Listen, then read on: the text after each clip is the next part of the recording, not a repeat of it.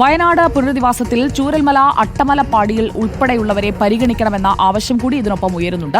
28 കുടുംബങ്ങളാണ് അട്ടമല മേഖലയിൽ ഉണ്ടായിരുന്നത്. ഇതിൽ ഭൂരിഭാഗവും ജില്ലയിലെ വിവിധ ഇടങ്ങളിലേക്ക് മാറിയെങ്കിലും പല ആളുകൾക്കും അടിയന്തര ധനസഹായം കിട്ടിയിട്ടില്ല. പുനരധിവാസത്തിൽ വീടുകൾ ലഭിക്കുമോ എന്നും ഉറപ്പില്ല.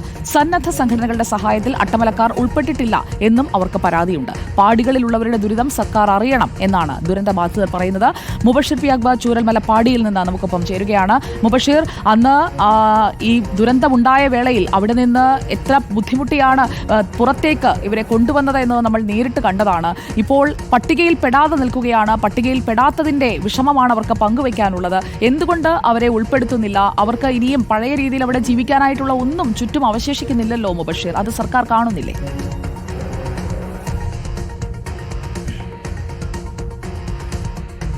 സർക്കാർ സംവിധാനങ്ങൾ, അധികൃതർ അത് കാണുന്നില്ലെന്ന പരാതി തന്നെയാണ് അട്ടമലയിലെയും അതുപോലെ തന്നെ ചൂരൽമലയിലെയും പാടിയിൽ താമസിക്കുന്ന ആളുകൾക്ക് നമ്മളോട് പറയാനുള്ളത്. സുജയ, ഞാനിപ്പോൾ നിൽക്കുന്നത് ചൂരൽമലയിൽ നിന്നും അട്ടമലയിലേക്ക് പോകുന്ന ഇടത്തൊരു പാടിയുടെ ഒരു ഭാഗത്ത് വെച്ചാണ്. എനിക്ക് പിൻഭാഗത്തെ മനോഹരമായ നേരത്തെ തേയിലത്തോട്ടങ്ങൾക്കിടയിലൂടെയൊക്കെ തന്നെ നിരവധി വിനോദസഞ്ചാരികൾ എത്തിയിരുന്ന പ്രദേശം നമുക്ക് കാണാൻ സാധിക്കും. ഇപ്പോൾ വേനൽക്കാലമായതുകൊണ്ട് പുഴയൊക്കെ തന്നെ വറ്റി വരേണ്ടിയിട്ടുണ്ട്. സാധാരണഗതിയിൽ ഈ ദുരന്തമുണ്ടാകുന്നതിന് മുമ്പ് നിരവധി വിനോദസഞ്ചാരികൾ എത്തിയിരുന്ന ഈ പ്രദേശത്തെ ജനങ്ങൾക്കുൾപ്പെടെ ആ നിലയിൽ വികസന സാധ്യതയുണ്ടായിരുന്ന ഒരിടം കൂടിയായിരുന്നു.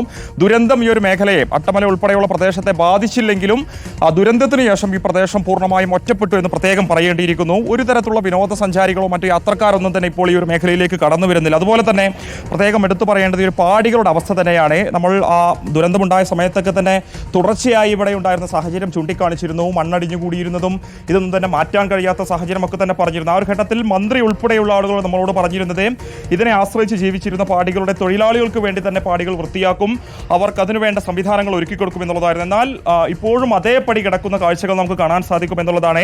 മണ്ണൊക്കെ തന്നെ ഇപ്പോഴും ഇവിടെ അടിഞ്ഞുകൂടി കിടക്കുന്നുണ്ട്.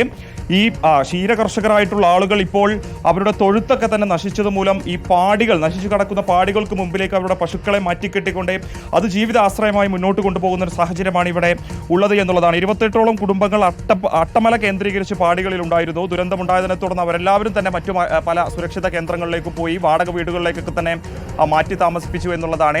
അടിയന്തര ധനസഹായം ഇതിൽ പല ആളുകൾക്കും ലഭിച്ചിട്ടില്ല എന്നുള്ളതാണ് ഏറ്റവും പ്രധാനപ്പെട്ട കാര്യം. എനിക്കൊപ്പം ഇവിടെ നേരത്തെ പ്രവർത്തിച്ചിരുന്ന സിദ്ധരാമൻ ചേട്ടനും ചേട്ടൻ്റെ സഹോദരനായിട്ടുള്ള ശങ്കരൻ ചേട്ടനും ചേരുന്നുണ്ട്. ഈ പുനരധിവാസ പട്ടികയിൽ അങ്ങ് ഉൾപ്പെട്ടിട്ടുണ്ടോ? എന്താണ് സംഭവിച്ചത്? പെട്ടിട്ടില്ല. ഫസ്റ്റത്തെ ലിസ്റ്റിലുണ്ടായി, രണ്ടാമത്തേലില്ല. അപ്പോൾ ആശാ വർക്കർ വന്നിട്ട് പറഞ്ഞു അവർക്ക് നാട്ടിൽ സ്ഥലം വീടൊക്കെ ഉണ്ട്. ഞങ്ങൾക്ക് നാട്ടിലൊന്നുമില്ല. ഞങ്ങളിപ്പോൾ 50 കൊല്ലമായിട്ട് ഇവിടെ തന്നെ ഉള്ളത്. അതായത് 50 വർഷമായി ഇവിടെ പാടികൾ പ്രവർത്തിച്ചിരുന്ന, തേയിലത്തോട്ടങ്ങൾ പ്രവർത്തിച്ചിരുന്ന ആളായിരുന്നു. ഹാരിസൺ മലയാളം കമ്പനിയിൽ ജോലി ചെയ്തിരുന്ന ആളായിരുന്നു. പക്ഷേ പുനരധിവാസ പട്ടികയിൽ അങ്ങയുടെ പേര് ഉൾപ്പെട്ടിട്ടില്ല. അതെന്താണ്? അതിന് കാരണം പറയുന്നത് എന്താണ്? കാരണം പറയുന്നത് ഞങ്ങൾ വില്ലേജിലും കളക്ടർ അവിടെയൊക്കെ പോയി അന്വേഷിച്ചപ്പോൾ അവർ പറയുന്നത് നിങ്ങൾക്ക് നാട്ടിൽ വീടും സ്ഥലം ഉണ്ട് എന്ന് പറഞ്ഞിട്ട് കംപ്ലയിൻറ്റ് കിട്ടിയിട്ടുണ്ട്, അതുകൊണ്ടാണ് എന്ന് പറഞ്ഞു. എന്നിട്ട് ആധാറൊക്കെ കൊണ്ടുപോയി കൊടുക്കാൻ പറഞ്ഞു. വില്ലേജിൽ കൊണ്ടുപോയി കൊടുത്തു ഞങ്ങൾ. അപ്പോൾ രാത്രി വില്ലേജ് ഓഫീസർ ചോദിച്ചപ്പോൾ നിങ്ങളെ പേരിൽ കംപ്ലയിൻ്റ് ഉണ്ട്, അതുകൊണ്ട് നിങ്ങളെ വന്നിട്ടില്ല, ലിസ്റ്റിൽ വന്നിട്ടില്ല പറഞ്ഞു. എവിടെയാണ്? കർണാടകയിലാണോ? കർണാടക, ചാമരാജനഗരം. അവിടെ അത്തരത്തിൽ ഭൂമിയോ വീടോ എന്തെങ്കിലും ഉണ്ടോ? എല്ലാം ഇവർക്ക് അതിൻ്റെ ഇതെല്ലാം കൊടുത്തിട്ടുണ്ട്. ഞങ്ങൾ എവിടെ താമസിക്കുന്നത്, പെണ്ണുങ്ങളെ അമ്മയാണ് അവിടെ താമസിക്കുന്നത്. അവരുടെ സ്ഥലത്തിൻ്റെ പേര്, അഡ്രസ്സ് എല്ലാം കൊടുത്തിട്ടുണ്ട് കളക്ടർ അവിടെ കൊണ്ടുപോയിട്ട്. എന്നിട്ട് ഇതുവരെ ഒന്നും ആയിട്ടില്ല. ഞങ്ങൾ വില്ലേജ് ഓഫീസർ ചോദിച്ചപ്പോൾ പറഞ്ഞു നിങ്ങളെ പേരിൽ വീടുണ്ട് പറഞ്ഞിട്ട് കംപ്ലയിൻറ്റ് കിട്ടിയും കൊണ്ട് നിങ്ങൾക്ക് ഈ ലിസ്റ്റിൽ വന്നിട്ടില്ല, നോക്കാമെന്നാണ് പറഞ്ഞിട്ടുള്ളൂ. വേറെ ഒന്നും പറഞ്ഞില്ല. ഇന്നലെ ഉച്ചയ്ക്കുണ്ടായിരുന്ന നിരവധി പേർക്ക് സമാനമായ രീതിയിൽ അനുഭവം ഉണ്ട് തോന്നുന്നല്ലേ? പട്ടിക പാടികൾ പൂർണ്ണമായിട്ടും വെള്ളം കയറി മണ്ണക്കടിഞ്ഞു കൂടി മൂലം ഇനി അവിടെ താമസിക്കാൻ പറ്റാത്ത സാഹചര്യം. അട്ടമലയിലാണെങ്കിലും ചൂരൽമലയിലാണെങ്കിലും. അട്ടമല അറിയോ സാറേ? ഞങ്ങൾ ഇവിടെ ചൂരമലയിൽ എവിടെയും താമസിക്കാൻ പറ്റില്ല. മുൻപിൽ പശുക്കളൊക്കെ കൊടുന്ന് കെട്ടി, ഇനി പശുക്കളെയൊക്കെ കെട്ടാനുള്ള ഒരു തൊഴുത്ത് പോലെയുള്ള സാഹചര്യമായി മാറി. സുജയ, ദൃശ്യങ്ങളിൽ കാണാം സാധാരണഗതിയിൽ അതിഥി സംസ്ഥാന തൊഴിലാളികളും മലയാളികളും ഉൾപ്പെടെ ആശ്രയിച്ചിരുന്ന പാടികളായിരുന്നു. അവ പൂർണ്ണമായും തകർന്നതിന് മൂലം അതിനു മുൻപിൽ തൊഴുത്ത് പോലെ ഉണ്ടാക്കിയെടുത്തുകൊണ്ടാണ് ഇപ്പോൾ അവർ ജീവിതം മുന്നോട്ട് കൊണ്ടുപോകുന്നത്. തൊഴുത്തുൾപ്പെടെ പൂർണ്ണമായും നശിച്ചുപോയ ക്ഷീരകർഷകർ ഉൾപ്പെടെ ഇതിൽ ഉൾപ്പെടുമെന്നുള്ളതാണ്. ശങ്കരൻ ചേട്ടൻ ഒരു ക്ഷീരകർഷകനാണ്. തൊഴുത്തും പശുക്കളും ഉൾപ്പെടെ ഈ ദുരന്തത്തിൽ പോയിരുന്നു. എനിക്ക് സ്വന്തമായി ഒരു 12 പശു ഉണ്ടായിരുന്നു. 12 പശുവിൽ അയച്ചിട്ട് 6 പശു രക്ഷപ്പെട്ടു. ബാക്കി 5 പശുക്കൾ എനിക്ക് നഷ്ടപ്പെട്ടു, ചത്തുപോയി. പിന്നെ എൻ്റെ തൊഴുത്ത് 2 ലക്ഷം രൂപ മുടക്കി ഞാൻ പുതിയതായി തൊഴുത്തൊക്കെ പണിഞ്ഞതാണ്. തൊഴുത്തും പോയി. അപ്പോൾ അന്ന് ഞങ്ങൾ ക്യാമ്പിൽ ഉണ്ടാകുമ്പോഴാണ് അരുൺ സാറാണ് ലൈവിൽ പറഞ്ഞ് മന്ത്രിയെ ഇടപെട്ടു.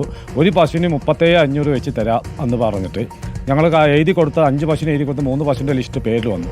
തൊയ്ത്തിൻ്റെ പൈസയും കൂട്ടി വരും എന്ന് പറഞ്ഞിട്ട് ലാസ്റ്റ് 1,15,000 രൂപ 15,500 കിട്ടിയത്. അപ്പോൾ 3 പശുവിൻ്റെ പൈസ എത്തിയിട്ടില്ല, എന്നാൽ തൊയ്ത്തിൻ്റെ പൈസ എത്തിയിട്ടില്ല. ആ കിട്ടിയത് 1,15,000 രൂപ വെച്ചിട്ട് തന്നു. അപ്പോൾ തൊയ്ത്തും ഇല്ല, കറണ്ടും ഇല്ല, വെളിച്ചമില്ല. ഞാൻ ഒരു സോളാറിന് വേണ്ടി കുറേ കാണാം. പൊളിച്ച് 4 മണിക്ക് ഞാൻ കറക്കാൻ വരണം. രാവിലെ 4 മണിക്ക് വരുമ്പോൾ ആനേനെ കാണാം, റോഡിൽ നിൽക്കുക കാണാം. എന്നിട്ട് എങ്ങനെയൊക്കെ വന്ന് രാവിലെ 4 മണിക്ക് കറന്ന് 6 മണിയാകുമ്പോൾ സൊസൈറ്റി പാലെത്തിക്കണം. എല്ലാം ചെയ്തുകൊണ്ട് ഇപ്പോൾ ഇപ്പോഴും തൊയ്ത്തില്ലാത്തതുകൊണ്ട് എൻ്റെ സ്വന്തം ഞാൻ താമസിച്ച റൂമിൻ്റെ അകത്ത് 2 ബസ്സുകളും ബാക്കി ഉള്ള ബസ്സുകളും ഇപ്പോൾ പുറത്തും കെട്ടിയിട്ട് രാത്രി ഇവിടെ തീയിട്ടിട്ട് പോവുക. ഏറ്റവും ദയനീയമായ കാര്യം ശങ്കരൻ ചേട്ടൻ നമ്മളോട് പങ്കുവെച്ചത്, സാധാരണഗതിയിൽ ഈ ദുരന്തമുണ്ടായതിനു ശേഷവും പശുക്കളൊക്കെ തന്നെ കറക്കുന്നതിന് വേണ്ടി ഇങ്ങോട്ടേക്ക് വരുമ്പോൾ ഒരു ലൈറ്റ് പോലെയുള്ള സംവിധാനങ്ങൾ, അവിടെ സോളാർ പോലെയുള്ള സംവിധാനങ്ങൾ ഉണ്ടായിരുന്നു. അതിനിടയിൽ ചില ആളുകൾ, ചില ബിരുദന്മാർ അതൊക്കെ തന്നെ മോഷ്ടിച്ചു കൊണ്ടുപോയി എന്ന മനുഷ്യത്വരഹിതമായ പ്രവർത്തനം ഇവിടെ നടന്നു എന്നുള്ളതാണ്. ഈ സോളാർ ഇപ്പോൾ സോളാർ ഇല്ല, ഒന്നുമില്ല. പിന്നെ ഞാൻ കളക്ടർ ഓഫീസിൽ കളക്ടർ ഓഫീസിൽ പരാതി കൊടുത്തു. പിന്നെ MLA അടുത്ത് ഞാൻ കൊടുത്തു, എനിക്കിപ്പോൾ തൽക്കാലം വെളിച്ചത്തിന് രാവിലെ 4 മണിക്ക് കറക്കാൻ വരണം. അപ്പോൾ എനിക്ക് അവിടെ വെളിച്ചല്ല, ആനയും പുലിങ്ങളൊക്കെ വന്ന് നിൽക്കണതാണ്. അപ്പോൾ എനിക്കിങ്ങോട്ട് കാലത്ത് വരാൻ ഒരു വെളിച്ചത്തിന് സോളാർ എന്തെങ്കിലും നോക്കാന്ന് പറയാം. ഇതുവരെ എനിക്ക് കിട്ടിയിട്ടില്ല. ഞാൻ രാത്രി ഇവിടെ തീയിട്ടിട്ട് പോകും. കാരണം ഇവിടെ തീയിട്ടില്ലെങ്കിൽ എന്തെങ്കിലും ജീവികൾ വന്ന് കെട്ടിയിട്ട ബസ്സുകൾ ഒന്നും ചെയ്യാൻ പറ്റില്ല. ഒരുപാട് ആശങ്കകളാണ് ഈ മനുഷ്യരെല്ലാം പങ്കുവെച്ചുകൊണ്ടേയിരിക്കുന്നത്. പാടികളിലെ മനുഷ്യരുടെ വേദനയാണ് മുബഷിർ ഇപ്പോൾ പ്രേക്ഷകരിലേക്ക് എത്തിച്ചത്. റിപ്പോർട്ടർ ലൈവത്തോൺ തുടരും.